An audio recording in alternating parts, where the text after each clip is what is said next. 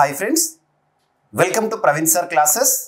మొదటిసారి మన యూట్యూబ్ ఛానల్ని చూస్తున్న ప్రతి ఒక్క అభ్యర్థి ఇప్పుడే మన ఛానల్ని సబ్స్క్రైబ్ చేయండి. పోటీ పరీక్షలకు ప్రిపేర్ అవుతున్న ప్రతి ఒక్క అభ్యర్థికి యూస్ఫుల్గా ఉండే కరెంట్ అఫైర్స్ని ప్రతిరోజు సాయంత్రం 7 గంటలకి డైలీ కరెంట్ అఫైర్స్ రూపంలో మీకు అందిస్తూనే ఉన్నాను. ఇక మీ నుండి నేను ఎక్స్పెక్ట్ చేసేది ఒక్కటే, మీ సపోర్ట్ అండ్ ఎంకరేజ్మెంట్ని ఈ వీడియోకి లైక్ రూపంలో తెలియజేయండి. మరియు కాంపిటేటివ్ ఆస్పిరెంట్స్ అందరికీ కూడా ఈ వీడియో లింక్ని షేర్ చేయండి. ఇక ఈరోజు మార్చ్ 7th, 2025 వార్తల్లో చాలా అంశాలు నిలిచాయి. అందులో కొన్ని హైలైట్స్. ప్రధాని మోదీ గారికి బార్బడోస్ ప్రతిష్టాత్మక పురస్కారం అనేది రావడం జరిగింది. దీంతో పాటు ఇప్పటి వరకు మన మోదీ గారిని వరించిన అంతర్జాతీయ పురస్కారాలు ఏవైతే ఉంటాయో ఆ లిస్ట్ మొత్తం చెప్తాను. So important topic. చీతాలకు కొత్త ఆవాసం ప్రాజెక్ట్ చీతాలో భాగంగా గుజరాత్, మధ్యప్రదేశ్ ఈ రాష్ట్రాలు ఇప్పుడు మనం డిస్కస్ చేయాల్సి ఉంటుంది. లేక్ టాంగనీకా ఎక్కడ ఉంది? వార్తలు నిలిచిన ప్రాంతం. ఆ లేక్ టాంగనీకాకి సరిహద్దును పంచుకుంటున్న దేశాలు ఏవైతే ఉంటాయో మనం మ్యాప్ పాయింటింగ్ చూడాల్సి ఉంటుంది. ఇక భూగర్భంలో భారీ రిజర్వాయర్ని శాస్త్రవేత్తలు గుర్తించారు. ఏ శాస్త్రవేత్తలు? దాని యొక్క ప్రత్యేకత ఏంటి? ఇక టెన్నిస్ ప్లేయర్లకి మెటర్నిటీ లీవ్స్ అనే ఒక కాన్సెప్ట్ వార్తల్లోకి వచ్చింది. WTA తీసుకున్న నిర్ణయం. సో వీటితో పాటు అరౌండ్ ఒక 15 టాపిక్స్ ఈరోజు మనం డిస్కస్ చేయాల్సి ఉంటుంది.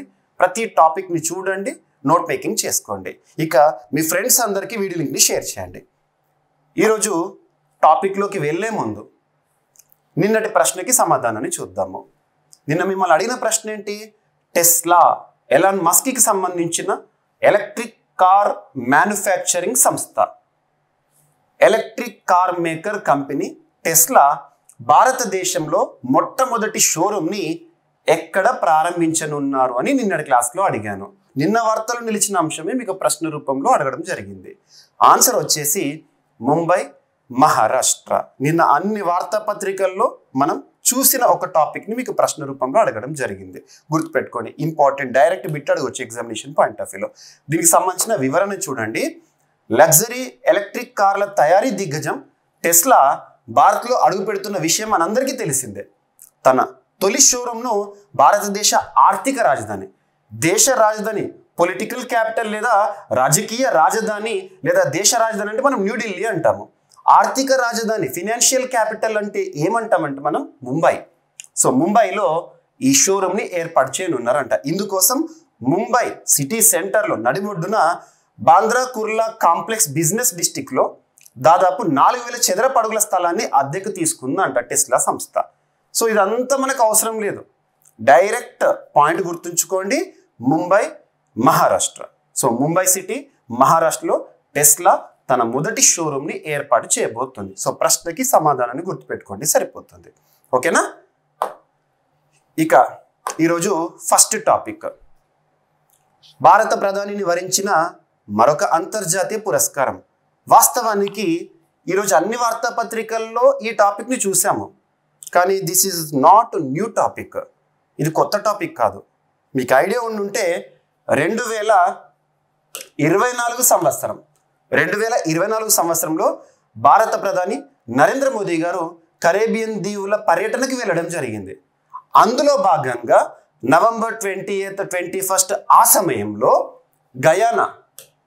గయానాలో ఒక సమ్మిట్ జరిగింది, ఒక సమావేశం జరిగింది. ఆ సమావేశం పేరు ఏంటంటే క్యారికోమ్ సమ్మిట్. ఆ సమావేశాల సందర్భంగా బార్బడోస్ ప్రధాని నరేంద్ర మోదీ గారికి ఒక ప్రతిష్టాత్మక పురస్కారాన్ని అనౌన్స్ చేశారు నవంబర్ 20, 2024 రోజున మాయా గారు. సో ఆ పురస్కారం అనేది ఇప్పుడు వార్తల్లోకి వచ్చింది. మరి ఆ పురస్కారం పేరేంటో గుర్తుపెట్టుకోవాలి.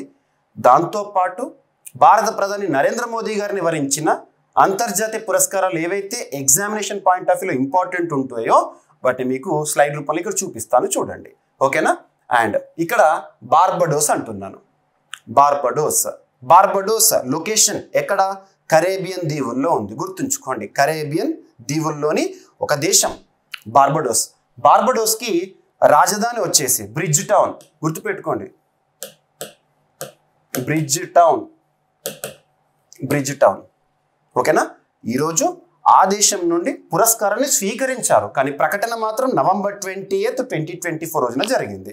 మరి పురస్కారాన్ని నరేంద్ర మోదీ గారు స్వీకరించలేదు. నరేంద్ర మోదీ గారి తరపున మన భారతదేశం నుండి విదేశాంగ శాఖకి సహాయ మంత్రిగా ఉన్న వ్యక్తి ఈ పురస్కారాన్ని స్వీకరించారు. ఇక వివరాల్లోకి వెళ్తే పురస్కారం పేరు గుర్తుంచుకోండి. ఫస్ట్ బార్బడోస్ ప్రతిష్టాత్మక పురస్కారం నరేంద్ర మోదీ గారికి ప్రకటించడం జరిగింది కదా. ఆ పురస్కారం పేరు ఏంటంటే the honorary order of freedom of Barbados. So పేర్లు గుర్తుంచుకోవాలి, తప్పదు. 1కి 2 సార్లు, 2కు 4 సార్లు రివిజన్ రివిజన్ రివిజన్ రిపీట్ చేస్తేనే మనకి ఇవి గుర్తుంటాయి. ఓకేనా. The honorary order of freedom of Barbados పురస్కారము. బార్బడోస్కి ప్రస్తుతం అధ్యక్షురాలిగా ఎవరున్నారంటే డేమ్ శాండ్రా మేసన్ గారు అధ్యక్షురాలిగా ఉన్నారు. మరి పురస్కారాన్ని నరేంద్ర మోదీ గారి తరపున మన భారతదేశం నుండి ఎవరు స్వీకరించారంటే ministry of external affairs state అంటే సహాయ మంత్రి ఎవరు పబిత్రా మార్గరిటా గారు స్వీకరించడం జరిగింది. ఓకేనా.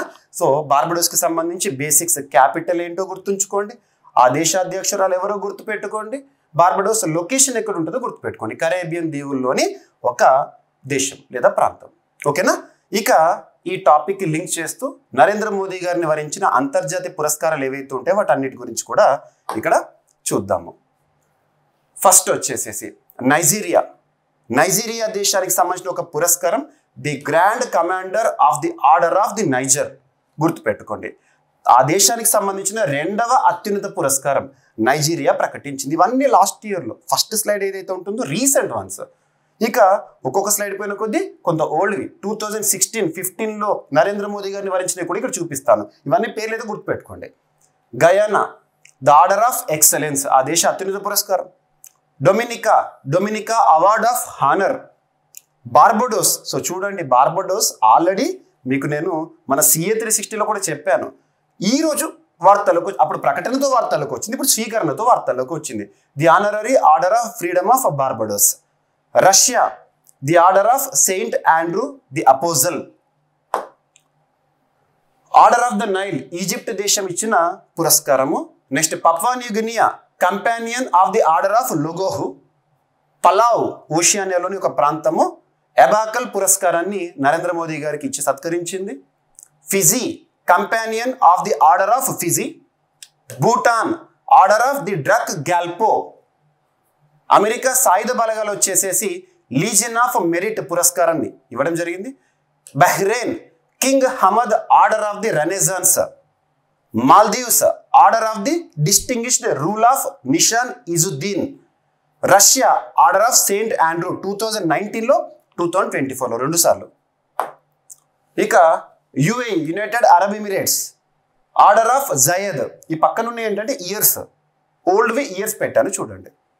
పాలస్తీనా grand collar of the state of పాలస్తీనా. Afghanistan state of the Ghazi Amir Amanullah Khan. Saudi Arabia order of Abdul Aziz Al Saud. France grand cross of the legion of honour. Greece grand cross of the order of honour. ఐక్యరాజ్య సమితి champions of earth పురస్కార గ్రహీత నరేంద్ర మోదీ గారు 2018లో. Seoul peace prize cultural foundation వారు ఇచ్చిన Seoul peace prize 2018లో. ఇవి international awards. And Cambridge energy research association వారు ప్రకటించిన global energy and environment leadership పురస్కారం 2021. నెక్స్ట్ స్వచ్ఛ భారత్ అభియాన్ కార్యక్రమానికి గాను global goal keeper award Bill and Melinda Gates వారు ఇవ్వడం జరిగింది. సో ఇవన్నీ కూడా గుర్తుపెట్టుకోవాలి. ఎగ్జామినేషన్ పాయింట్ ఆఫ్ వ్యూలో నరేంద్ర మోదీ గారికి సంబంధించి ఖచ్చితంగా మనం క్వశ్చన్స్ ఎక్స్పెక్ట్ చేయాల్సిందే. ఓకేనా. సో ఇవన్నీ 1కి 2 సార్లు చూడండి, మీకు ఈజీగా ఉంటుంది. ఓకేనా. సో ఈరోజు మనకు సందర్భం ఎందుకు డిస్కస్ చేశాను, బార్బడోస్ ప్రతిష్టాత్మక పురస్కారం. అలా వివిధ దేశాలు నరేంద్ర మోదీ గారికి ప్రకటించిన ప్రతిష్టాత్మక పురస్కారాలు ఇవన్నీ కూడా గుర్తుపెట్టుకోవాల్సిందే. ఓకేనా. ఇక నెక్స్ట్ ఈరోజు వార్తలు నిలిచిన ఒక ప్రాంతం లేక్ టాంగనికా. వార్తలు నిలిచిన ప్రాంతాలు అవి విపత్తు సంబంధిత అంశంతో అయినా కానివ్వండి, లేదా వివాదాస్పదంగా వార్తలు నిలిచినవైనా కానివ్వండి, ఒక ప్రాంతం గురించి చూసేటప్పుడు ఆ లొకేషన్ అనేది మనకు పిక్చర్ కనబడాలి, మ్యాప్లో వరల్డ్ మ్యాప్ గుర్తుకు రావాలి. సో ఇక్కడ లేక్ టాంగనికా అనేది వార్తల్లోకి వచ్చింది. ఆఫ్రికా ఖండంలోని ఒక సరస్సు. ఇది పర్యావరణ విపత్తుతో వార్తల్లోకి వచ్చింది. సింపుల్గా చెప్పాలంటే జీవ వైవిధ్య సమస్యలను ఎదుర్కొంటున్న ఈ చుట్టుపక్కల ప్రాంతాల్లో ఉన్న దేశాలు. సో అక్కడ బయోడైవర్సిటీ లాస్ అయిపోతుంది, పొల్యూషన్ అనేది లేదా కాలుష్యం కోరలు చాటుతుంది, ఇవన్నీ కూడా. మరి టాంగనీకా, ఈ లేక్ టాంగనీకా చుట్టుపక్కల దేశాలు ఏంటో చూడండి. 4 దేశాల పేర్లు ఇక్కడ ఖచ్చితంగా గుర్తుపెట్టుకోవాలి. బురుండి గుర్తుపెట్టుకోండి, Burundi, next Tanzania, next Zambia, next democratic republic of Congo. ఈ 4 దేశాల పేర్లు గుర్తుపెట్టుకోండి. ఇక్కడ ఆఫ్రికా ఖండం చూపిస్తున్నాను కదా, ఆఫ్రికా ఖండంలో ఈ ప్రాంతంలో టాంగనీకా సరస్సు ఉంటుంది. ఆ చుట్టుపక్కల దేశాలు కూడా ఇక్కడ మీకు చూపించాను సింపుల్గా. ఓకేనా? ఏదైనా ఒక మ్యాప్ పాయింటింగ్ వచ్చింది అంటే ఖచ్చితంగా చూడాల్సిందే, నేర్చుకోవాల్సిందే. ఓకేనా? ఎందుకు ఈ 4 దేశాల పేర్లు చెప్పానంటే ఈ 4 దేశాలు కలిసి ఒక ప్రణాళికను, ఒక 5 year ప్లాన్ని సిద్ధం చేసుకున్నాయి. 5 సంవత్సరాల ప్రణాళికను సిద్ధం చేసుకున్నాయి. ఈ లేక్ టాంగనీకా ఏదైతే ఉంటుందో దాని సంరక్షణ చర్యల కోసము, ఈ ప్లాన్కి, ఈ ప్రణాళిక అమలు కోసము ప్రముఖ అంతర్జాతీయ సంస్థలు, united nations environment programme UNEP కానివ్వండి, అట్ ద సేమ్ టైం మరిన్ని అంతర్జాతీయ సంస్థలు వారి మద్దతును లేదా సహకారాన్ని అందిస్తున్నాయి. సో చూడండి, టాంగనీకా సరస్సు పరిసర ప్రాంతాలు తీవ్రమైన జీవ వైవిధ్య సమస్యలు ఎదుర్కొంటున్నాయంట. ఇటీవల Burundi, democratic republic of Congo, Tanzania, Zambia గుర్తుపెట్టుకోండి. ఈ 4 దేశాలు ఎంతో చూపించిన మ్యాప్లో. ఓకేనా? ఈ 4 దేశాలు అంతర్జాతీయ సమస్యలు, ఈ లేక్ టాంగనీకా సమస్యను పరిష్కరించేందుకు 5 సంవత్సరాల ప్రణాళికను ప్రారంభించినాయి అంట. మరి ఎవరు మద్దతు ఇస్తున్నారంటే అంతర్జాతీయ సంస్థలు, యునైటెడ్ నేషన్స్ ఎన్వైర్న్మెంట్ ప్రోగ్రామ్, ఐక్యరాజ్య సమితి పర్యావరణ కార్యక్రమం, హెడ్ క్వార్టర్ నైరోబి, కెన్యా గుర్తుపెట్టుకోండి. ఓకేనా? ఈ సంస్థ స్థాపన సందర్భంగానే ప్రతి సంవత్సరం కూడా June 5th మనం ప్రపంచ పర్యావరణ దినోత్సవంగా జరుపుకుంటూ ఉంటాము, గుర్తుపెట్టుకోండి. ఇక గ్లోబల్ ఎన్వైర్న్మెంట్ ఫెసిలిటీ, ఈ సంస్థ వాషింగ్టన్ DC కేంద్రంగా పనిచేస్తోంది. సో వీరు ఈ ప్రణాళికకి సహకారం అందిస్తున్నాయి. ఓకేనా? ఇది సహజ వనరుల వినియోగాన్ని సమర్థవంతంగా నిర్వహించడం మరియు సరస్సు పరిసరాల్లో జీవ వైవిధ్యాన్ని సంరక్షించడంపై దృష్టి. సో జీవ వైవిధ్య సమస్యలు కదా, ఆ సమస్యలను పరిష్కరించేందుకు ఈ 4 దేశాలు కలిసి 5 సంవత్సరాలు ఒక ప్లాన్ని సిద్ధం చేసుకున్నాయి. ఇది ఇంపార్టెంట్. సో మీకు ఇంటర్నేషనల్ ఇష్యూస్లో కానివ్వండి లేదా ఎన్వైర్న్మెంట్, జాగ్రఫీ పాయింట్ ఆఫ్ వ్యూలో కాంటెంపరీ ఇష్యూస్గా దీన్ని మనం అర్థం చేసుకోవచ్చు. ఓకేనా? ఇక నెక్స్ట్, ఒక ఫిష్ ఇటీవల మీరు సోషల్ మీడియాలో కూడా చూసుంటారు. ఎక్కడో సముద్ర గర్భంలో, ఎక్కడో సముద్రం బాటమ్ ఏరియాలో ఉండే పెద్ద పెద్ద ఫిషెస్, అసలు బయటి ప్రపంచానికి మనకు ఎప్పుడు కనిపించని ఫిషెస్ బయటికి వస్తున్నాయి. అలా చాలా వార్తలు మనం సోషల్ మీడియాలో చూస్తున్నాం. అలాంటిది ఒక ఫిష్ మరొకసారి వార్తల్లోకి వచ్చింది. మెక్సికోలో ఓవర్ ఫిష్ దర్శనం ఇచ్చింది. ఇలాంటి ఫిషెస్ ఎప్పుడు కనిపించని జీవులు, సముద్ర గర్భంలో ఉండే ఇలాంటి ఫిషెస్ ఒడ్డుకు వచ్చినప్పుడు చాలామంది నమ్మకం ఏం చూస్తారంటే గతంలో జరిగింది, ఈసారి అలాంటి భయమేం లేదు. గతంలో ఏంటంటే సముద్రంలో ఏదైనా విపత్తు సంభవించేటప్పుడు, అయితే లోపల ట్రెమర్స్ వచ్చినప్పుడు కానీ, సునామీ లాంటివి వచ్చినప్పుడు కానీ ఇవి బయటకు వస్తాయి. వీటిని చూసి మనం ఒక హెచ్చరిక లాగా ప్రిపేర్నెస్కి సిద్ధం అవ్వాలని చెప్పేసి భావిస్తూ ఉంటారు. సో ఇటీవల చాలామంది ప్రపంచవ్యాప్తంగా భయపడ్డారు. ఏంటి ఓవర్ ఫిష్ బయటకు వచ్చిందా, అసలు అది బయటికి రాదు, సముద్ర గర్భంలో ఉంటుంది అని చెప్పేసి. ఓకేనా? సో దీని యొక్క సైంటిఫిక్ నేమ్ ఏంటని ఎగ్జామినేషన్లో అడుగుతారు. ఓకేనా? చూడండి, సో ఎక్కడనంట బజా కాలిఫోర్నియా సూర్ అనే ఒక కోస్టల్ ఏరియా ప్రాంతం. ఈ ప్రాంతంలో ఇటీవల ఓవర్ ఫిష్ అనేది దర్శనం ఇచ్చింది, బయటకు వచ్చింది, సముద్ర గర్భంలో ఉండే ఫిష్. సో దాని యొక్క సైంటిఫిక్ నేమ్ ఏంటంటే రెగాలికస్ గ్లెస్నే, రెగాలికస్ గ్లెస్నే. ఇటీవల వార్తల్లోకి వచ్చింది అదేంటంటే ఓవర్ ఫిష్. దీన్ని డూమ్స్ డే ఫిష్ అని కూడా అంటారు. దాదాపు చరిత్రలో ఈ ఫిష్ ఎప్పుడు ప్రత్యక్షమైనా కూడా తర్వాత ఏదో ఒక విపత్తు సంభవిస్తూనే ఉండే చాలాసార్లు, మోస్ట్ ప్రాబబుల్గా. ఈసారి అలాంటి భయం ఏం లేదని చెప్పేసి శాస్త్రవేత్తలు ఇటీవల చెప్తున్నారు. ఈ ఫిష్ని చూడండి. ఓకేనా? సో మనం సోషల్ మీడియాలో అప్పుడప్పుడు చూస్తూ ఉంటాం, మరి సముద్రంలో ఇంత జరుగుతున్నప్పుడు దేవుడు ఏం చేస్తున్నాడో చూడాలి. నెక్స్ట్, ప్రాజెక్ట్ చీతా ఆవాస ప్రాంతం అనేది వార్తల్లోకి వచ్చింది. మనందరికీ తెలుసు, కొన్ని జీవుల గురించి మనం నేర్చుకున్నప్పుడు వాటి యొక్క సైంటిఫిక్ నేమ్ చూడాలి. చీతా సైంటిఫిక్ నేమ్ ఏంటి? అసినోనిక్స్ జుబాటస్, అసినోనిక్స్ జుబాటస్. ఇక్కడ ప్రాజెక్ట్ చీతా, భారతదేశంలో ఒకప్పుడు చీతాలకు స్వర్గధామం అని చెప్పేవాళ్ళం. మన భారతదేశాన్ని చీతాలకు స్వర్గధామం అని చెప్పేవాళ్ళము. అంటే అత్యధిక సంఖ్యలో చీతాలు ఉండేవి. మరి అటువంటివి అంతరించిపోయినాయి. చిట్ట చివరి చీతా ఆనవాలు మన భారతదేశంలో ప్రస్తుతం మనం చూస్తున్న మధ్యప్రదేశ్ సెంట్రల్ ప్రాంతంలో 1948లో చీతా కళేబరం అంటాం కదా, వాటి ఫాసిల్స్ కనబడ్డాయి 1948లో. 1952లో జవహర్లాల్ నెహ్రూ ప్రభుత్వం ప్రకటించింది భారతదేశంలో చీతాలు అంతరించిపోయినాయి అని చెప్పేసి. 1952లో cheetahs are extinct in India, అవి లేవు ఇక అని చెప్పేసి ప్రకటించారు. ఆ తర్వాత రీసెంట్గా 2014 సంవత్సరంలో మన దేశానికి ప్రధానమంత్రిగా వచ్చిన నరేంద్ర మోదీ గారు చీతాస్, ఒకప్పుడు భారతదేశం అంటేనే చీతాస్కి నిలయం, అలాంటి చీతాస్ అంతరించిపోయినాయి. ఇప్పుడు వాటిని మళ్ళీ రీఇంట్రొడ్యూస్ చేయాలి, వాళ్ళని మళ్ళీ భారతదేశంలో చూడాలి అని చెప్పేసి కొన్ని ఆఫ్రికన్ కంట్రీస్తో చర్చలు జరిపారు, నమీబియా, సౌత్ ఆఫ్రికా ఇలాంటి దేశాలతో. సో చర్చల ఫలితం భారతదేశంలో చీతాస్ రీఇంట్రడక్షన్ ప్రోగ్రామ్ అనేది చూడడం జరిగింది. దాని ప్రాజెక్ట్ చీతాగా మనం అర్థం చేసుకోవచ్చు. మరి అలా ఆఫ్రికా చీతాలను భారతదేశంలో ఎప్పుడు ప్రవేశపెట్టాము? 2022 సెప్టెంబర్ 17వ తేదీ. గుర్తుపెట్టుకోండి, సెప్టెంబర్ 17వ తేదీ వాస్తవానికి నరేంద్ర మోదీ గారి జన్మదినోత్సవం. అలా గుర్తుపెట్టుకోండి. తెలంగాణ రాష్ట్ర చరిత్రలో కూడా మనకు చాలా ఇంపార్టెంట్ డే. ఓకేనా?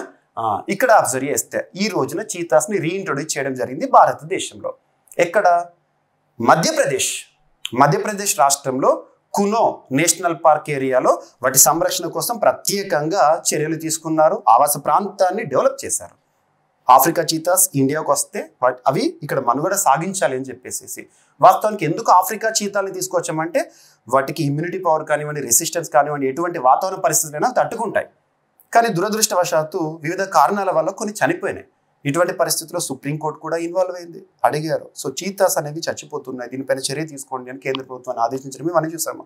ఇక తదనంతర పరిస్థితుల్లో రీసెంట్గా వీటి యొక్క ఆవాస ప్రాంతాన్ని విస్తరిస్తున్నారు. ఇప్పటివరకు మధ్యప్రదేశ్లో కునో నేషనల్ పార్క్ కదా, అక్కడి నుండి బన్నీ గడ్డి భూములు అంటాము, అక్కడి వరకు ఈ చీతా ఆవాస ప్రాంతాన్ని పెంచబోతున్నారు. అక్కడ కూడా వీటిని చూస్తాం. ఇక నెక్స్ట్ గాంధీసాగర్ శాంచువరీ, ఇది ఎక్కడ? మధ్యప్రదేశ్. ఓకేనా? సో ఈ విధంగా చీతాస్కి సంబంధించి మరొకసారి ఒక అంశం అప్డేట్ అనేది వార్తల్లోకి వచ్చింది. చీతాస్, ఇక్కడ చీతాకి లెపర్డ్కి చాలా డిఫరెన్స్ ఉంటాయి. Cheetah is different, leopard is different. చూస్తే బై ఐస్ మనం కంటి చూపుతో గుర్తుపట్టచ్చు. చీతాస్కి స్కిన్ పైన ఇలా డాట్స్ ఉంటాయి. ఈవెన్ మనం బనానా చూస్తే చీతా అంటాం కొన్ని సందర్భాల్లో, బనానా. అదే లెపర్డ్ అంటే వాటి యొక్క చర్మం పైన రోజెట్టే షేప్ ఉంటుంది. లెపర్డ్ యొక్క హెడ్ సైజ్ అనేది పెద్దగా ఉంటుంది, చీతా హెడ్ సైజ్ అనేది చాలా చిన్నగా ఉంటుంది. The fastest Animal is cheetah. మరియు చీతాస్కి సంబంధించి ఐ ఉంటుంది కదా, దీని యొక్క ఫేస్ మీరు అబ్జర్వ్ చేస్తారనుకోండి, కంటి నుండి నోటి భాగాన్ని కలిపి ఒక బ్లాక్ లైనింగ్స్ అనేవి ఉంటాయి చీతాకి. సో ఇలా కొన్ని యూపీఎస్లో అడిగారు ఒకసారి బిట్ ఐడెంటిఫికేషన్ గురించి. ఓకేనా? గుర్తుపెట్టుకోండి. ఇక ఈరోజు మార్చ్ 7th 2025 కదా, ఈరోజు 7th జన్ ఔషధి దివస్ని మనం చూస్తున్నాం. వార్తలు నిలుస్తున్న ఒక డే, ఇంపార్టెంట్ డే. ఎప్పుడైనా డేస్ అండ్ థీమ్స్ గురించి నేర్చుకుంటున్నప్పుడు థీమ్స్ని ఏ లాంగ్వేజ్లో ఉంటే అదే లాంగ్వేజ్లో నేర్చుకోవాలి, దాన్ని ట్రాన్స్లేట్ చేయకండి. ట్రాన్స్లేట్ చేస్తే తెలుగు మీడియం అభ్యర్థులు ఖచ్చితంగా ఇంపాక్ట్ అవుతారు. సో ట్రాన్స్లేషన్ ఎర్రర్స్లో మనం మార్కును కోల్పోయే ప్రమాదం కూడా ఉంటుంది. ఇక్కడ అబ్జర్వ్ చేస్తే 7th జన్ ఔషధి దివస్ మార్చ్ 7th 2025. మరి థీమ్ ఏంటి అంటాము? Theme affordable quality medicines for a healthier future అనేది ఈ సంవత్సరం థీమ్. జన్ ఔషధి దినోత్సవ్ యొక్క థీమ్స్ ఎప్పుడైనా ఏ లాంగ్వేజ్ ఉంటే అదే. సో దీన్ని తెలుగులోకి ట్రాన్స్లేట్ చేసే ప్రయత్నం చేయకండి. ఇక్కడ అబ్జర్వ్ చేస్తే ప్రతి సంవత్సరం మార్చ్ 7న జన్ ఔషధి దివస్గా జరుపుకుంటాం. జనరిక్ మెడిసిన్స్కి ఇంపార్టెన్స్ ఇస్తూ భారతదేశంలో జన్ ఔషధి కేంద్రాలు కూడా మనం చూస్తున్నాం. వాటికి ఇంపార్టెన్స్ ఇస్తూ ప్రజల్లో అవగాహన కల్పించడం. ఏదైనా డే థీమ్ అంటే ఇంపార్టెంట్ డేస్ గురించి ఎందుకు నేర్చుకుంటాం అంటే ఆ పర్టికులర్ డే రోజున ఆ పర్టికులర్ టాపిక్ లేదా ఇష్యూ పైన ప్రజల్లో అవగాహన కల్పించడానికి. ఓకేనా? ఈ కార్యక్రమం ద్వారా ప్రజల్లో అవగాహన పెంచడంతో పాటు జనరిక్ మందుల వినియోగాన్ని ప్రోత్సహించడం ప్రధాన లక్ష్యం అంట. మరి జన్ ఔషధి వీక్ మార్చ్ 1st నుండి 7th వరకు ఈ రోజు వరకు జరిగింది. దేశవ్యాప్తంగా అవగాహన కార్యక్రమాలను నిర్వహించారు. ప్రధానమంత్రి భారతీయ జనౌషధి పరియోజన ఎప్పటి అమల్లోకి వచ్చింది అంటారు. వార్తలు ఇచ్చిన స్కీమ్ 2008 నవంబర్లో స్టార్ట్ చేయడం జరిగింది. సో గుర్తుపెట్టుకోండి, సరిపోతుంది. నెక్స్ట్ సో పాలిటీ రిలేటెడ్గా కరెంట్ పాలిటీ పాయింట్ ఆఫ్ వ్యూలో 1-2 టాపిక్స్ ఉన్నాయి చూడండి. సుప్రీంకోర్టు జడ్జిగా ఇటీవల నియమితులవుతూ కొలిజియంచే సిఫార్సు చేయబడుతూ వార్తల్లోకి వచ్చిన జోయ్ మాల్యా బాగ్చి పేరు. జోయ్ మాల్యా బాగ్చి.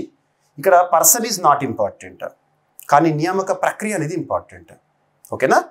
ఇక్కడ అబ్జర్వ్ చేస్తే సుప్రీంకోర్టులో ఒక జడ్జి అంటున్నాను. Judge is different, chief judge is different. So ఇక్కడ అబ్జర్వ్ చేస్తే సుప్రీంకోర్టు గురించి మీరు దేశంలోని అత్యున్నత చట్టమైన రాజ్యాంగంలో 5వ భాగం 5th part of Indian constitution కేంద్ర ప్రభుత్వం అనే టాపిక్ గురించి మీరు నేర్చుకుంటారు కదా. అందులో ఆర్టికల్ 124 నుండి 147 వరకు సుప్రీంకోర్టు గురించి నేర్చుకుంటాము. ఇక 5th పార్ట్ ఏమో 52nd ఆర్టికల్ నుండి 151 నుండి నేర్చుకుంటాం. Largest part in Indian constitution. So అందులో 5th పార్ట్లో ఈ బ్రాకెట్ గుర్తుంచుకోండి సుప్రీంకోర్టుకు సంబంధించి. ఆర్టికల్ 124 క్లాస్ 1 ఆర్టికల్ 124 క్లాస్ 1 ఆధారంగా ఏముంటుందంటే ఒక ప్రధాన న్యాయమూర్తితో పాటు ఇతర న్యాయమూర్తులు సుప్రీంకోర్టులో ఉంటారు. మరి ప్రస్తుతం సుప్రీంకోర్టులో కంపోజిషన్ ఏంటి? 1+33. 1+33 అంటే ఏంటి? ఒక ప్రధాన న్యాయమూర్తి ఉన్నారు మరియు ఇతర 33 న్యాయమూర్తులు ఉండాలి. సుప్రీంకోర్టులో న్యాయమూర్తుల సంఖ్యను నిర్ణయించే అధికారం పార్లమెంటుకు ఉంటుంది. పార్లమెంట్. అదే ఒక్కొక్క రాష్ట్రంలో ఉండే హైకోర్టు ఉంటుంది కదా, హైకోర్టులో న్యాయమూర్తులను నిర్ణయించే సంఖ్య రాష్ట్రపతికి ఉంటుంది. కానీ ఏ కోర్టు అయినా భారతదేశంలో సుప్రీంకోర్టు అయినా హైకోర్టు అయినా ఈ జ్యుడిషియరీ అనే అంశం కేంద్ర జాబితాలోకి వచ్చే అంశం.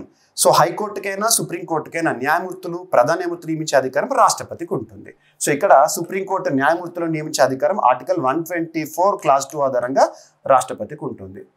మరి న్యాయమూర్తులు నియమించే సమయంలో మనం తరచూ వినేది ఏంటంటే కొలిజియం. కొలిజియం. సో కొలిజియం అనేది రాజ్యాంగబద్ధం కాదు. రాజ్యాంగంలో ఎక్కడ కూడా కొలిజియం అనే పదం లేదు. మరి చట్టబద్ధం అంటే చట్టం కూడా లేదు. సుప్రీంకోర్టు ఇచ్చిన తీర్పుల ఆధారంగా డెవలప్ అయిన ఒక సంస్థ లేదా ఒక వ్యవస్థ అని వచ్చి 1993లో మనం గతంలో చూసిన first judges case, second judges case, third judges case ఇవన్నీ పాలిటీలో ఇంపార్టెంట్. మీరు ఒకసారి మన పాలిటీ కోర్సులో చూడండి, ఇన్ డెప్త్గా చెప్పాను. ఓకేనా? సో ఇక్కడ కరెంట్ టాపిక్ కాబట్టి లింక్ చేస్తున్నాను. So collegium. మరి కొలిజియంలో టోటల్ ఎంతమంది ఉంటారంటే ప్రధాన న్యాయమూర్తితో కలిసి మొత్తం 5గురు. కొలిజియం కంపోజిషన్ గుర్తుంచుకోండి. 5గురు సభ్యుల కలయిక కొలిజియం. ఈ కొలిజియం సిఫార్సుల మేరకే రాష్ట్రపతి న్యాయమూర్తులను నియమిస్తారు. కొలిజియం వ్యవస్థ స్థానంలో ఎన్జేఎస్ని తీసుకొచ్చారు, కానీ సుప్రీంకోర్టు అది బేసిక్ స్ట్రక్చర్కి వ్యతిరేకంగా ఉంది అని చెప్పేసి దాన్ని కొట్టివేయడం జరిగింది. So that is different. So collegium సిఫార్సులు అనేవి ఈరోజు వార్తల్లోకి వచ్చినాయి. ఓకేనా? కలకత్తా హైకోర్టు న్యాయమూర్తి జస్టిస్ జోయ్ మాల్యా బాగ్చిని సుప్రీంకోర్టు జడ్జిగా నియమించాలని కొలిజియం రీసెంట్గా సిఫార్సు చేసింది. నిన్నటి రోజున సిఫార్సు చేసింది, గురువారం March 6 రోజున. భారత ప్రధాన న్యాయమూర్తి జస్టిస్ సంజీవ్ ఖన్నా నేతృత్వంలోని 5గురు సభ్యుల కొలిజియం ఈ సిఫార్సును చేసిందంట. సో చూడండి కొలిజియం సభ్యులు. ఎస్. ఇంకొకటి సుప్రీంకోర్టు గురించి ఎలాగో చూసాం కాబట్టి సుప్రీంకోర్టు తీర్పు ఒకటి చూద్దాము. ఇక్కడ లింక్ చేసేస్తాను. అవినీతి అంతానికి నిందితుడి స్వేచ్ఛను హరించినా కూడా తప్పు లేదంట. ఇటీవల పంజాబ్, హర్యానా హైకోర్టు ఇచ్చిన తీర్పును సుప్రీంకోర్టు సమర్థించింది. అవినీతి ఎక్కడ చూసినా, ఏ ఫీల్డ్లో చూసినా లంచం అనేది ఉంది, అవినీతి అనేది ఉంది. మరి అవినీతిని ప్రోత్సహించడం కూడా తప్పే. అటువంటి అవినీతికి పాల్పడిన వాడి స్వేచ్ఛను హరించడం కూడా తప్పేం కాదు అని రీసెంట్గా పంజాబ్, హర్యానా హైకోర్టు చెప్తే దాన్ని సుప్రీంకోర్టు సమర్థించింది. అలా వార్తల్లోకి వచ్చింది. మనకు చాలా చట్టాలు ఉన్నాయి భారతదేశంలో. ప్రివెన్షన్ ఆఫ్ కరప్షన్ యాక్ట్ 1988 ఇలాంటివి. వీటి పట్ల అవగాహన కూడా పెంచుకోవాలి మనం. ఓకేనా? అవినీతి రహిత సమాజం కోసం నిందితుడి స్వేచ్ఛకు భంగం వాటిల్లిన న్యాయస్థానాలు వెనుకాడకూడదని సుప్రీంకోర్టు స్పష్టం చేసింది. అవినీతి కేసులో ప్రభుత్వ అధికారికి ముందస్తు జామీను తిరస్కరిస్తూ పంజాబ్, హర్యానా హైకోర్టు ఇచ్చిన తీర్పును ధర్మాసనం సమర్థించింది. అవినీతి అత్యంత ప్రమాదకరమైనదని అభిప్రాయపడింది. కొన్ని సందర్భాల్లో నిందితుడి స్వేచ్ఛకు భంగకరమే అయినప్పటికీ సమాజ హితం కోసం కోర్టులు కఠిన నిర్ణయాలు తీసుకోక తప్పదని ధర్మాసనం చెప్పింది. అవినీతి నిరోధక చట్టం 1988, భారతీయ న్యాయ సంహిత 2024 చూసాం కదా, అమల్లోకి వచ్చింది. మనం కింద ఓ ప్రభుత్వ అధికారిపై నమోదైన కేసులో ముందస్తు జామీన్ ఇవ్వడానికి కోర్టు నిరాకరించింది. దాన్ని సమర్థించింది సుప్రీంకోర్టు. నెక్స్ట్ వార్తలు నిలిచిన అంశాల్లో తరచూ రెగ్యులర్గా రిపీటెడ్గా వార్తలు నిలుస్తున్న అంశాలపైన ప్రత్యేక శ్రద్ధను చూపండి. అలా చాలా టాపిక్స్ ఉంటాయి. ఇక్కడ IITs, Indian Institute of technologies. IITs గురించి మనము ముఖ్యంగా కరోనా విపత్కర పరిస్థితుల కాలం నుండి చూస్తున్నాం ఎక్కువగా. అప్పటి నుండి వాటి యొక్క ఇన్నోవేషన్స్ పెరిగింది. ఐఐటీస్ పరిశోధనలపైన ఎగ్జామినేషన్స్కి మనం చాలా ఇంపార్టెంట్ టాపిక్ కూడా చూస్తున్నాం. చాలా పోటీ పరీక్షలు అడుగుతున్నారు. ఐఐటీస్ ఇప్పటివరకు భారతదేశానికే పరిమితం, కానీ విశ్వవ్యాప్తం అవుతున్నాయి. టాంజానియాలో ఏర్పాటు, శ్రీలంకలో ఏర్పాటు, ఇటువంటి మనం చూస్తున్నాం. మరి ఐఐటి సంబంధించిన ఇన్నోవేషన్ని సింగిల్ లైన్లో గుర్తుపెట్టుకోండి. టాపిక్ ఏంటి లేదా ఒప్పందం ఏంటి, దీనికి సంబంధించింది. That's enough. సో ఇక్కడ వార్తలు నిలిచిన ఒక ఐఐటి కాన్పూర్. ఐఐటి కాన్పూర్కి హోంమంత్రిత్వ శాఖకి మధ్య కుదిరిన ఒప్పందం. మనకు జనగణన అంటాం కదా, పాపులేషన్ సెన్సస్. పాపులేషన్ సెన్సస్ అనేది ఏ మంత్రిత్వ శాఖ పరిధిలోని అంశం అంటే మినిస్ట్రీ ఆఫ్ హోమ్ అఫైర్స్. గుర్తుపెట్టుకోండి, ఎగ్జామినేషన్లు అడుగుతారు. ఓకేనా.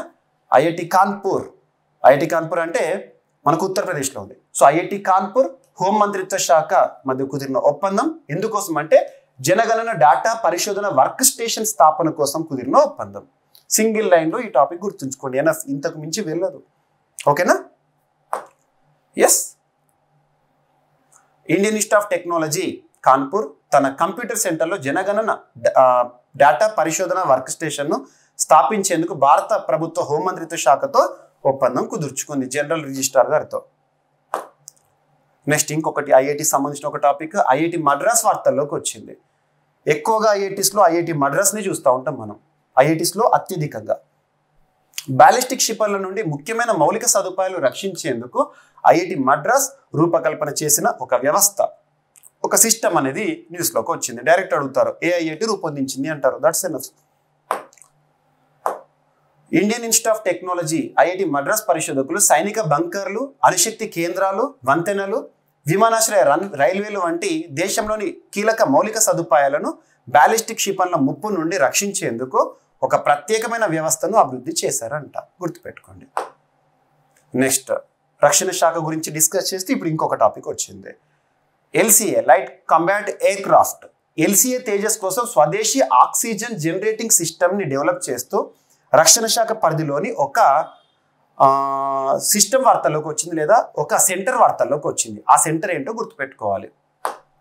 డిఫెన్స్, ఈ సంస్థ పేరు గుర్తుంచుకోండి. రక్షణ శాఖ పరిధిలో పనిచేసిన సంస్థ defence bio engineering and electro medical laboratory. ఎక్కడ ఉంది ఇది?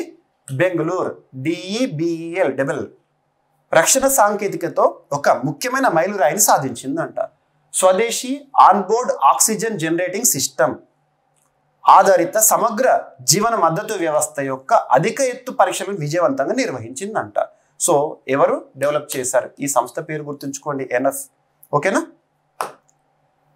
ఇక చంద్రుని పైన పరిశోధనలు, ప్రయోగాలు అనేవి తరచు వార్తల్లోకి వస్తున్నాయి. చంద్రుని పైన పరిశోధనలు లేదా ప్రయోగాలు ముఖ్యంగా ప్రపంచంలో ఏ దేశం కూడా సాధించని ఘనత మన భారతదేశం సాధించింది చంద్రుని విషయంలో. చంద్రయాన్ 3 ద్వారా, చంద్రయాన్ 3లో విక్రమ్ ల్యాండర్ ఆగస్టు 23, 2023 రోజున చంద్రుని యొక్క దక్షిణ ధ్రువం పైన మన ల్యాండర్ విక్రమ్ ల్యాండర్ చంద్రయాన్ 3లో భాగంగా ల్యాండ్ అయింది. తర్వాత ప్రజ్ఞాన్ రోయర్ పరిశోధనలు, ఆ చంద్రయాన్ 3 పరిశోధనలు ఈ రోజు కూడా మీరు వార్తాపత్రికలు చూసారు. చంద్రుని పైన ఐస్ ఆనవాలను గుర్తించింది చంద్రయాన్ 3 పరిశోధనలో, మరొక వాస్తవం బయటకు వచ్చిందని చెప్పేసి. సో ఇక్కడ అబ్జర్వ్ చేస్తే ఇటీవల కాలంలో చాలా దేశాలు మూన్ ల్యాండర్స్ని పంపడం అవన్నీ కూడా మనం చూస్తున్నాం. లాస్ట్ 2 days బ్యాక్ మీరు గోస్ట్ గురించి చూసే ఉంటారు. సో ఇక్కడ అబ్జర్వ్ చేస్తే అమెరికాకు చెందిన ఒక ప్రైవేట్ స్టార్టప్ ఒక ప్రైవేట్ ల్యాండర్తో వార్తల్లోకి వచ్చింది. చంద్రుని యొక్క దక్షిణ ధ్రువం పైన ల్యాండర్ని దించుతూ అమెరికాకు చెందిన ప్రైవేట్ కంపెనీ ఇంట్యూటివ్ మెషిన్స్ అనే ఒక సంస్థ అథీనా అనే ఒక ల్యాండర్ని జాబిలి దక్షిణ ధ్రువం పైన, సౌత్ పోల్ పైన దించారంట. సో ఇది డైరెక్ట్ బిట్ గుర్తుపెట్టుకోండి. మన చంద్రయాన్ 3 గురించి ఉన్నంత కాలం ఇవన్నీ కూడా ఎగ్జామినేషన్లో పెద్ద క్వశ్చన్స్ కావు. అప్పుడు సాధించిన ఘనతకి మనం ఇచ్చిన గుర్తింపు నేషనల్ స్పేస్ డే ప్రతి సంవత్సరం ఆగస్టు 23, 2023 చంద్రయాన్ 3 సక్సెస్ అనేది. ఓకేనా. స్టడీ ఆఫ్ మూన్ సెలెనాలజీ గుర్తుపెట్టుకోండి. ఇక ఇంకొకటి, నాసా వారు సృష్టించిన ఒక శక్తి. నాసా అంటే అమెరికాకి సంబంధించి అంతరిక్ష పరిశోధనలు చేసే సంస్థ. ఇండియాకి ఇస్రో ఎలాగో, నాసా అమెరికాకి, రష్యాకి రాస్కాస్మోస్, జపాన్కి జెక్సా. ఇంధనం లేకుండానే అంతరిక్ష ప్రయాణం. కామన్గా న్యూటన్ లా మనకు తెలుసు, చర్యకి ఖచ్చితంగా ప్రతిచర్య ఉంటుంది. కానీ ఈరోజు నాసా ఈ ప్రయోగంతో that will be up to the books అని చెప్పేసి నిరూపించారు. సో ఆ లాని కూడా వ్యతిరేకిస్తూ ఒక శక్తిని సృష్టించారు. సో చూడండి, నాసా శాస్త్రవేత్తలు అంతరిక్ష పరిశోధనలో గేమ్ చేంజర్ లాంటి ఆవిష్కరణ చేశారు. ఇంధనం లేకుండానే అంతరిక్షంలో ప్రయాణించేందుకు వీలుగా నూతన శక్తిని కనుగొన్నట్టు విపత్తు క్షేత్రాలను వినియోగించడం ద్వారా ఇంధనం లేకపోయినా రాకెట్లకు కావాల్సిన థ్రస్ట్ను ఇది అందిస్తుందని వెల్లడించారు. నాసా నూతన ఆవిష్కరణ మన భౌతిక శాస్త్ర నియమాలకు సవాల్ విసురుతోంది. ఇప్పటివరకు మనం నేర్చుకున్న లా ఏంటి? ప్రతి ఒక్క చర్యకు అందుకు సమానమైన ప్రతిచర్య ఉంటుంది అనే న్యూటన్ 3వ సూత్రాన్ని ఇప్పుడు ఈ శక్తి అధిగమిస్తోందట, సింపుల్గా చెప్పాలంటే. ఓకేనా? నాసా చెప్పేది నిజమైతే అంతరిక్ష ప్రయోగాల్లో విప్లవాత్మక మార్పులు జరుగుతాయి. ఇంధనం లేకుండానే అంతరిక్ష మిషన్లను చేపట్టవచ్చు. అయితే ఇది ఎంతవరకు నిజమన్నది తెలియాల్సి ఉంది, గుర్తుపెట్టుకోండి. So NASA Newton third law ప్రతి ఒక్క చర్యకి కూడా ప్రతిచర్య ఉంటుంది అని చెప్పేసి మనం ఇక్కడ చూస్తూ ఉంటాము. ఓకేనా? సో న్యూటన్ థర్డ్ లా, కానీ ఈరోజు దాన్ని అధిగమించి మరి ఒక ప్రత్యేకమైన శక్తిని సృష్టిస్తూ నాసా వార్తల్లోకి వచ్చింది. ఓకేనా? సో ఇలాంటివి మనం కొన్ని కొటేషన్స్ కూడా చూడొచ్చు. ముఖ్యంగా పోటీ పరీక్షల అభ్యర్థులకు ప్రతి చర్యకు ఖచ్చితంగా ప్రతిచర్య ఉంటుంది. ప్రతి చర్యకు ప్రతిచర్య ఉంటుంది. కాంపిటేటివ్ ఆస్పిరెంట్స్ కూడా గుర్తుపెట్టుకోండి. కొన్ని సందర్భాల్లో మనం మోటివేషనల్గా కొన్ని కోట్స్ చదువుతూ ఉంటాము. ఒక కోట్ కాంపిటేటివ్ ఆస్పిరెంట్స్ ప్రిపరేషన్ సమయంలో చాలా అవమానాలు కూడా ఎదుర్కొంటారు. కానీ ఒక్కటి గుర్తుంచుకోండి, వడ్డీ అనేది తీసుకునే అప్పుకే కాదు, ఎదుర్కొన్న అవమానాలకు కూడా ఉంటుంది. ఇది గుర్తుపెట్టుకొని మీ ప్రయాణాన్ని కొనసాగించండి. భూగర్భంలో భారీ రిజర్వాయర్ అనే ఒక అంశం వార్తల్లోకి వచ్చింది. భూగర్భంలో భారీ రిజర్వాయర్, కామన్ రిజర్వాయర్లు అనేవి ఎర్త్ పైన ఉంటాయి. ఇక్కడ భూగర్భంలో మనకి అండర్ గ్రౌండ్ లో ఉంది అని చెప్పేసి శాస్త్రవేత్తలు చేసిన నిర్ధారణ. ఏ శాస్త్రవేత్తలను అడుగుతారు? అమెరికాలోని కొలరాడోకు చెందిన భూభౌతిక శాస్త్రవేత్తలు దీన్ని గుర్తించారు. మరి ఇక్కడ ఏ రూపంలో ఉంది వాటర్ అంటే నీరు, ఘన, ద్రవ, వాయు రూపంలో కాకుండా వాటర్ అనేది ద్రవ రూపంలో ఉంటుంది కదా, ద్రవ రూపంలో కాదట, ఘన రూపంలో కాదట, వాయు రూపంలో కాదట, 4th స్టేట్లో ఉందట, 4 రూపంలో నిల్వ ఉన్నట్లు శాస్త్రవేత్తలు గుర్తించారు. సో ఇక్కడ చూడండి, భూగర్భంలో భారీ రిజర్వాయర్ ఉన్నట్టు శాస్త్రవేత్తలు కనుగొన్నారు. భూ ఉపరితలం నుంచి సుమారు 400 మైళ్ళ లోతుల్లో భూపొరల్లో రింగ్ వుడైట్ అనే ఖనిజంలో ఇది నిక్షిప్తమైందంట. ఈ మేరకు అమెరికాలోని కొలరాడోకు చెందిన భూ భౌతిక శాస్త్రవేత్త స్టీవ్ జాకబ్సన్ వెల్లడించారు. సో ఇదంతా కూడా డైరెక్ట్ స్క్రిప్ట్ చూస్తే సరిపోతుంది. భూగర్భంలో భారీ రిజర్వాయర్ ఏ శాస్త్రవేత్తలు గుర్తించారు ఏంటి? ఇక వార్తలు నిలిచిన వ్యక్తులు లేదా నియామకాలు. సో అబ్జర్వ్ చేయండి. ఇక్రిసాట్ డీజీగా, ఇక్రిసాట్ డైరెక్టర్ జనరల్గా ఒక వ్యక్తి నియమితులవుతూ వార్తల్లోకి వచ్చారు. ఫస్ట్ ఇక్రిసాట్ యొక్క ఫుల్ ఫామ్ ఏంటో చూడాలి. ఇక్రిసాట్ ఫుల్ ఫామ్ ఏంటంటే international crops research institute for the semi arid tropics. International crops research institute for the semi arid tropics, గుర్తుపెట్టుకోండి. ఇక్రిసాట్ ఏ సంవత్సరంలో స్థాపించబడింది అంటే March 28, 1972. ప్రధాన కేంద్రం వచ్చేసేసి హైదరాబాద్. మరి ఈరోజు ఇక్రిసాట్కి నూతన డీజీ నియామకం డైరెక్టర్ జనరల్ హిమాంశు పాఠక్ గారు నియమితులవుతూ వార్తల్లోకి వచ్చారు. సో ఒకటే స్లైడ్లో మీకు అన్ని. సో జీకే పాయింట్ కవర్ అయింది, హెడ్ క్వార్టర్ అండ్ ఈరోజు పర్సన్ వార్తల్లోకి వచ్చిన వారు ఇక్రిసాట్ ఫుల్ ఫామ్ ఏంటని అడుగుతారు. తెలుగులో అంతర్జాతీయ మెట్ట పంటల వ్యవసాయ పరిశోధన సంస్థ. ఎగ్జామినేషన్లో చాలాసార్లు ఇక్రిసాట్ గురించి అడిగారు. ఇక NMDC national mineral development corporation Hyderabad కేంద్రంగా పనిచేస్తుంది. ఈ సంస్థ 1958లో స్థాపితం. ఈ సంస్థకి నూతన CMDగా, చైర్మన్ అండ్ మేనేజింగ్ డైరెక్టర్గా ఇటీవల ఎవరు వార్తల్లోకి వచ్చారంటే Amitabh Mukherjee. So single slide మీకు డైరెక్ట్గా గుర్తుపెట్టుకోవాలి. ఓకేనా? ఇక క్రీడలకి సంబంధించి టెన్నిస్ ప్లేయర్స్, విమెన్ ప్లేయర్స్కి మెటర్నిటీ లీవ్స్ అనే ఒక కాన్సెప్ట్ వార్తల్లోకి వచ్చింది. వరల్డ్ టెన్నిస్ అసోసియేషన్ వారు నిన్నటి రోజున ఈ నిర్ణయాన్ని కూడా తీసుకున్నారు అఫీషియల్గా. ఎవరైతే టోర్నమెంట్లో ఉండే మహిళలు గర్భం దాల్స్తారో వారికి ప్రసవ సెలవులు లేదా ప్రసూతి సెలవులను మంజూరు చేస్తామని చెప్పేసి, పెయిడ్ మెటర్నిటీ లీవ్స్ని మంజూరు చేస్తామని చెప్పేసి ప్రకటించారు. మరి 12 నెలల పాటు వాళ్ళకు పెయిడ్ మెటర్నిటీ లీవ్స్ ఇస్తారంట. ఎవరైతే టెన్నిస్ క్రీడాకారులు ఉంటారో మహిళలు, గర్భం దాల్చిన మహిళలు టోర్నమెంట్ సందర్భంగా కానివ్వండి ఇలా. అండ్ ఇంకొకరు లేదంటే సరోగసీ ద్వారా మదర్ అయిన వారు ఎవరైతే ఉంటారో కేరింగ్ కోసం కూడా 2 months. సో అలా సౌదీ అరేబియాకు చెందిన పబ్లిక్ ఇన్వెస్ట్మెంట్ ఫండ్ అనే ఒక సంస్థ ఈ పేమెంట్స్ ఏవైతే ఉంటాయో ఆ పెయిడ్ మెటర్నిటీ లీవ్స్ కావాల్సిన డబ్బులు ఏవైతే ఉంటాయో వీరు చెల్లిస్తారంట. WTA వరల్డ్ టెన్నిస్ అసోసియేషన్ తీసుకున్న నిర్ణయం టెన్నిస్ విమెన్ ప్లేయర్స్కి మెటర్నిటీ లీవ్స్. ఇక మన భారతదేశంలో మహిళలకు ప్రసూతి సెలవులు ఉన్నాయి. మనకు రాజ్యాంగంలో కూడా ఆర్టికల్ 42 ప్రత్యేక సౌకర్యాలు కల్పించాలి.